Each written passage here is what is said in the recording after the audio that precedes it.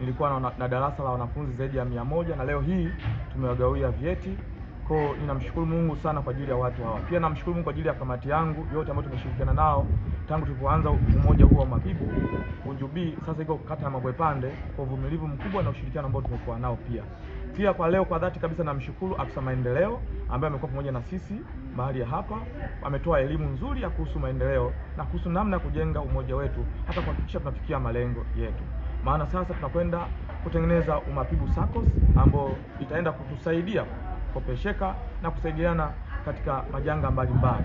Kwa nayo wametoa elimu nzuri sana.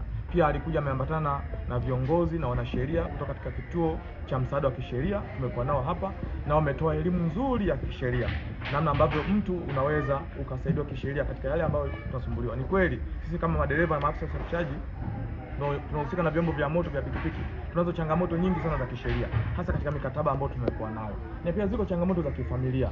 Lakini yote haya tumepata elimu leo ya kutosha sana juu ya hawa viongozi ambao wamekuja. Kwa hiyo kwa dhati tunasema kwamba tunamshukuru afisa maendeleo, kwa kweli leo amekuwa sehemu ya tunu ya baraka na neema ya elimu nzuri sana kuhusu umoja, kuhusu fedha, kuhusu sheria na hao na sheria ambao walikuja nao. Pia kwa dhati namshukuru DTO Adriano ambaye naye pia amekuwa pamoja na sisi sana. Amekuwa akitupa mwongozo namna gani ya kutusaidia kuweza kutuwezesha. Nitoe rai tu kwamba kwa madereva wote wa kata ya Mabwepande tunalo darasa la mwisho tarehe 17.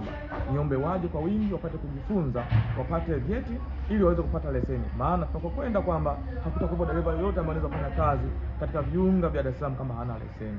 Yote nisema kwamba tunamshukuru Mungu kwa yote ya leo yaliyotendeka na zoezi zima la ugawaji wa vyeti ambalo lilifanyika mahali hapa. Tumemaliza kwa salama, tumehitimisha kwa salama na Mungu awabariki sana wote.